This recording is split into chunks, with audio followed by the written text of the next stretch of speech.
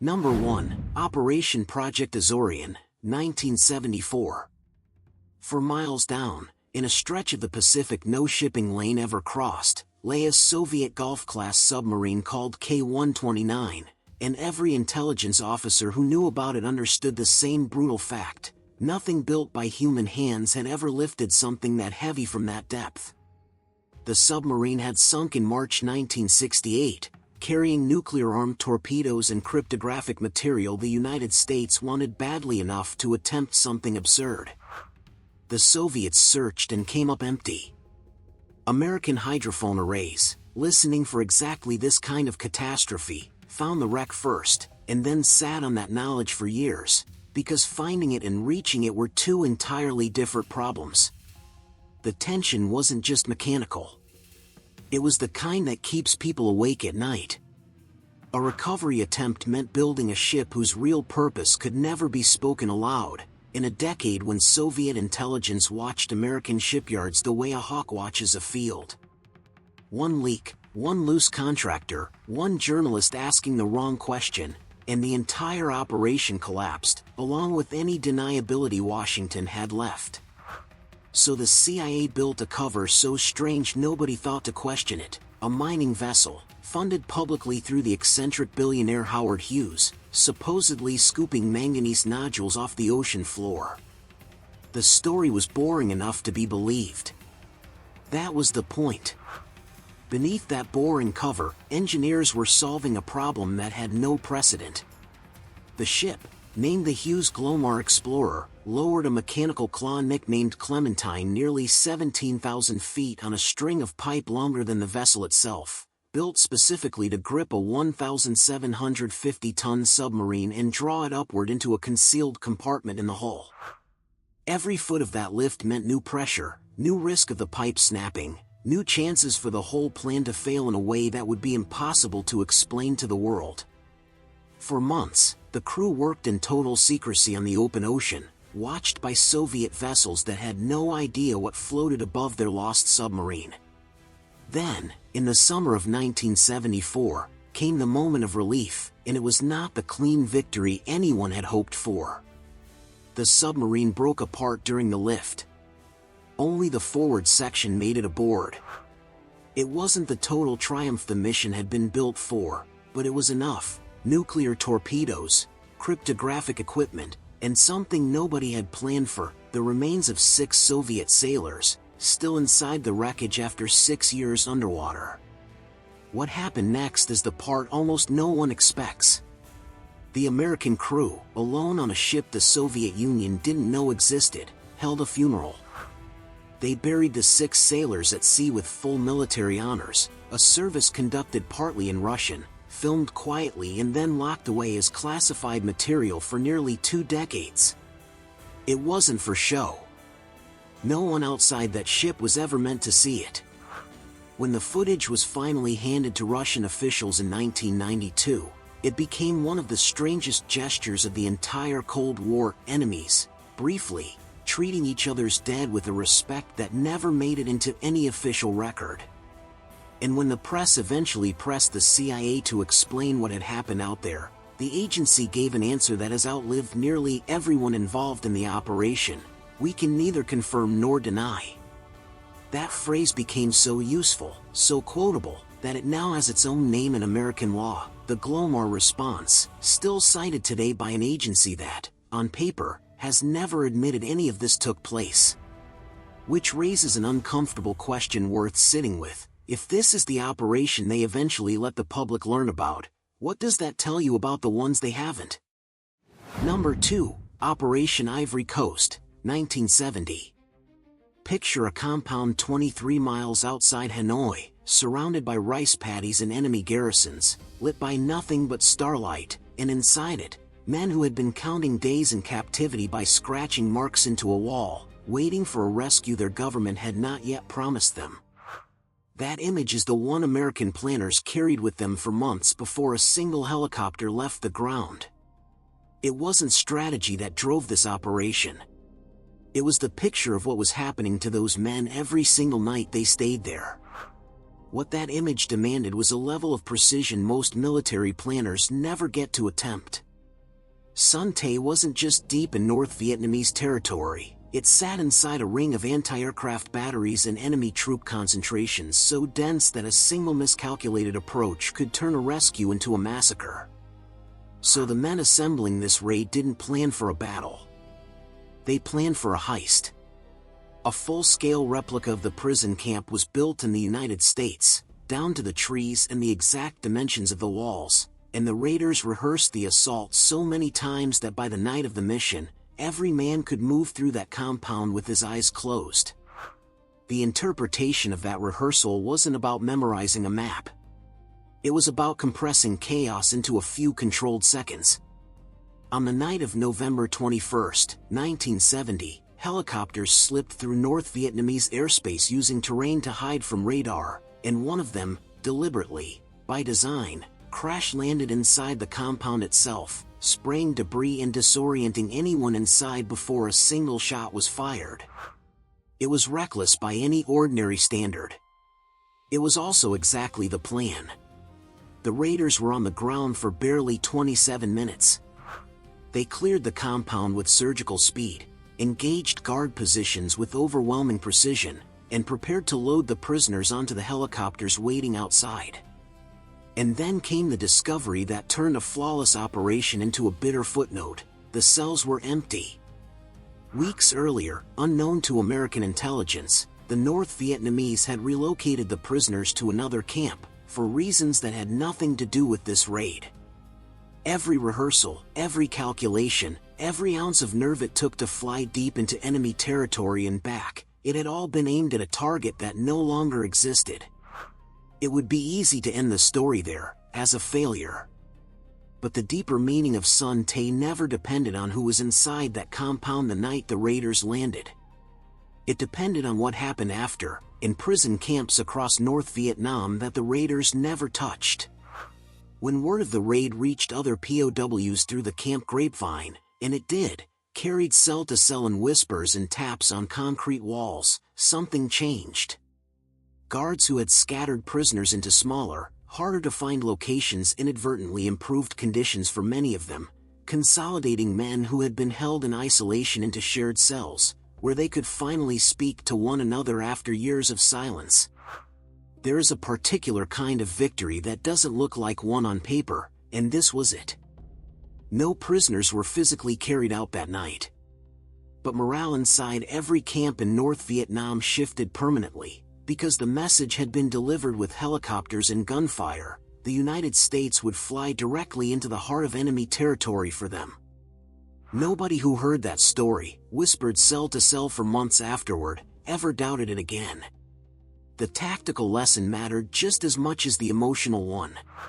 Son Tay became a training case study still taught decades later, proof that rehearsal, precision, and the willingness to accept a controlled crash landing as part of a plan could move a raid from reckless to nearly flawless, even when the intelligence underneath it turned out to be wrong.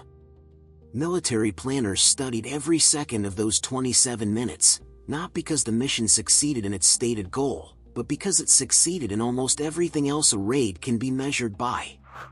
And that's the deeper current running under this entire list. Because sometimes the most shocking operations aren't the ones that go perfectly. They're the ones where an entire government commits everything it has to men who might not even be there anymore, and does it anyway, because the alternative was letting those men believe nobody was coming. What the CIA discovered 7 years later, sitting in an office in Moscow, would prove that even a locked room, an ocean away, was never as private as anyone assumed. Number 3. Operation Gunman, 1977. For years, American diplomats in Moscow typed classified cables believing the walls around them were the problem, that if a conversation stayed quiet enough, if a document never left the building, it was safe. They were wrong in a way that would have been almost impossible to imagine at the time. Every word typed on certain IBM Selectric typewriters inside the U.S. Embassy had been silently transmitted to Soviet intelligence for close to 8 years, embedded not in a wire or a microphone, but inside the machines themselves, inside the very tool diplomats trusted to keep their most sensitive words private. There is a particular kind of violation in that fact that's hard to sit with. It wasn't a phone tap someone might suspect. It wasn't a foreign agent slipped into the building. It was betrayal built into the furniture, a modified magnetic sensor hidden inside the typewriter's metal support bar, detecting the tiny movements of the machine's print head and radioing that information out as diplomats worked, unaware that their own keystrokes were being read in real time from somewhere outside the building. 16 typewriters, spread across the embassy and the consulate in Leningrad, had been compromised this way, some for nearly a decade, before anyone had the faintest suspicion. What makes this discoverable to any ordinary person is the sheer intimacy of it. Think about the last time you typed something you assumed no one else would ever see, a letter, a private note, something meant only for the person receiving it. Now imagine learning, years later, that every character had been silently copied the entire time. That is the closest most people will come to understanding what American security officials felt when the scale of this operation became clear. It wasn't abstract intelligence theft. It was years of private thought, exposed in real time, without a single person inside that building ever knowing. The discovery itself came almost by accident, and only because another country's security services shared a tip about a different kind of technical surveillance, which led American technicians to start examining embassy equipment far more carefully than they ever had before. What they found didn't match anything in their existing understanding of Soviet bugging technology. The implant had no batteries, no wires connecting it to a power source in any conventional sense. It drew its power passively, triggered remotely, engineered with a level of miniaturized precision that stunned the very people whose job it was to find hidden devices for a living. Identifying how it worked took technicians the better part of a year, tearing apart typewriters piece by piece, testing theories that kept failing, refusing to accept the obvious explanation because the obvious explanation seemed technologically impossible for the era. And that persistence, the refusal to conclude this can't be done simply because no one had done it before, is what eventually cracked the case. Once the mechanism was understood, it could be found, isolated, and removed from every compromised machine across the diplomatic mission, ending a surveillance operation that had run silently for the better part of a decade. What followed wasn't just relief. It was a hard, useful kind of vindication.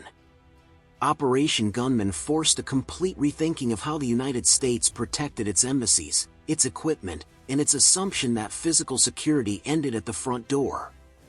Every piece of hardware entering a sensitive facility afterward was subjected to scrutiny that would have seemed paranoid a decade earlier, because paranoia, it turned out, had been the correct posture all along.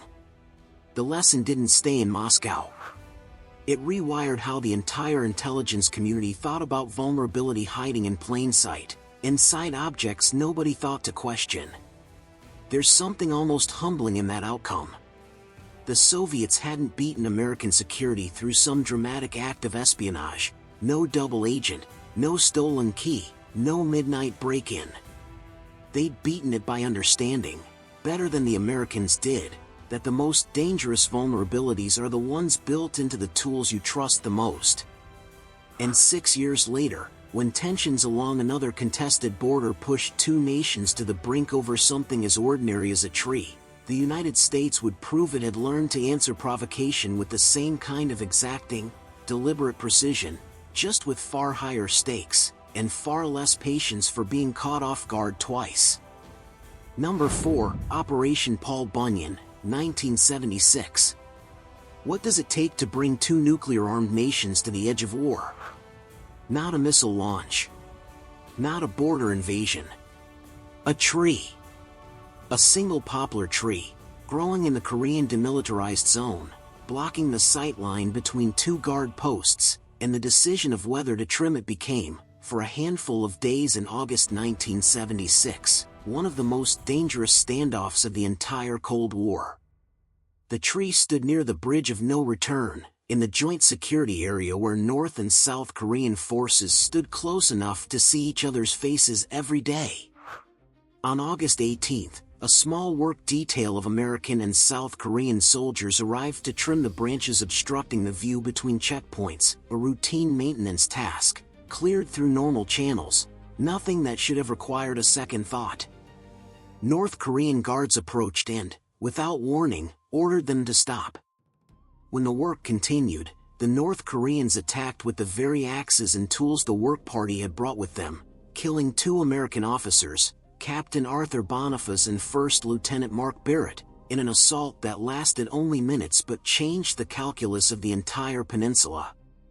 Here is the lesson underneath the scene, and it's one that shows up again and again in the history of military decision-making. The size of a provocation has almost nothing to do with the size of the response it demands. Washington could have treated this as a border skirmish, filed a protest, and moved on. Instead, American and South Korean commanders understood something sharper, that failing to respond with overwhelming, visible resolve would signal exactly the kind of weakness an adversary like North Korea was testing for. So the response was built to be unmistakable, from the ground up, in full view of the very guard posts that had staged the attack. 3 days later, on August 21, Operation Paul Bunyan returned to that same tree, this time with a work party protected by a combat engineer company, a company of South Korean special forces trained in Taekwondo, backup from an infantry company on standby, 7 Cobra attack helicopters circling overhead, B-52 bombers flying visibly nearby, and an aircraft carrier task force repositioned off the Korean coast. The tree was cut down entirely in under an hour, stump and all, while North Korean forces watched from positions they did not dare leave. Nothing happened. No shots were fired. That silence was the entire point. Pause on that for a moment, because it's worth sitting with the strangeness of it.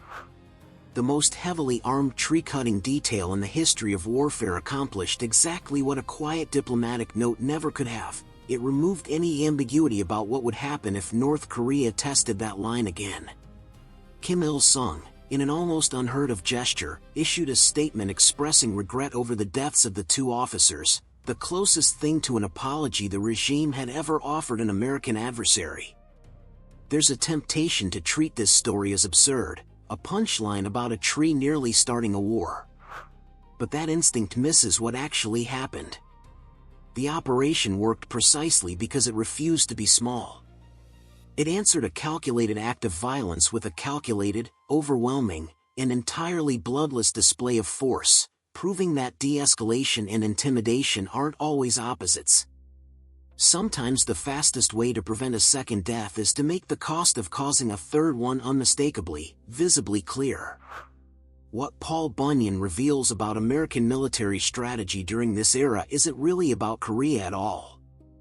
It's about restraint used as a weapon, the discipline to build an overwhelming show of force and then use none of it, letting the mere presence of that force do the work violence would otherwise have had to do. It is one of the few operations on this list where the goal wasn't secrecy or surprise.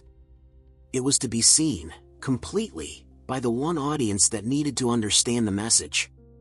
And that idea, that the right kind of visibility can be more powerful than any weapon, traces back further than most people realize, to a war fought 3 decades earlier, where the United States learned that the most valuable secret of all wasn't a device or a display of force, but a language nobody on the other side knew had already been read. Number 5. Operation Magic, World War II. In the years leading up to Pearl Harbor, Japanese diplomats believed they were speaking in a language no outsider could ever read.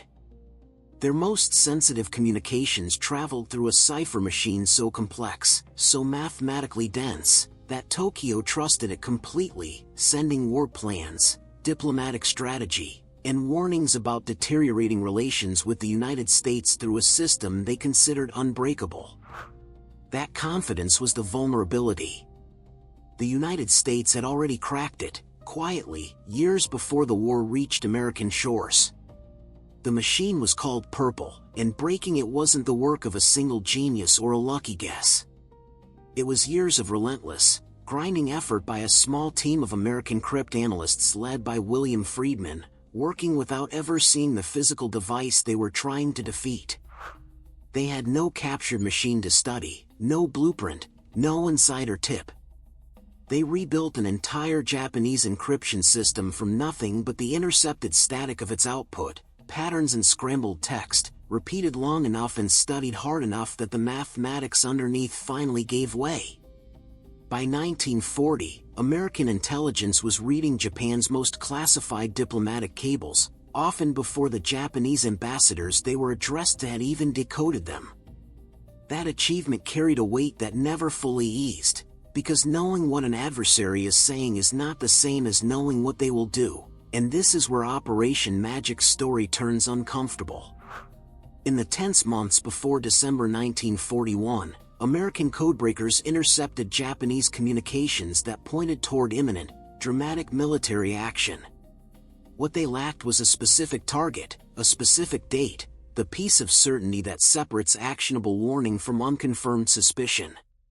Decoded fragments hinted at conflict without naming its location, and by the time the pieces might have aligned into a clear picture, Pearl Harbor had already happened. That gap, between having the intelligence and having the clarity to act on it, became one of the most examined failures in American military history, studied for decades by analysts trying to understand exactly where the warning signs blurred into noise. It's a sobering truth about intelligence work that gets lost in the drama of code breaking. Information without interpretation isn't protection. It's just data, sitting quietly, waiting for someone to understand what it means before it's too late to matter.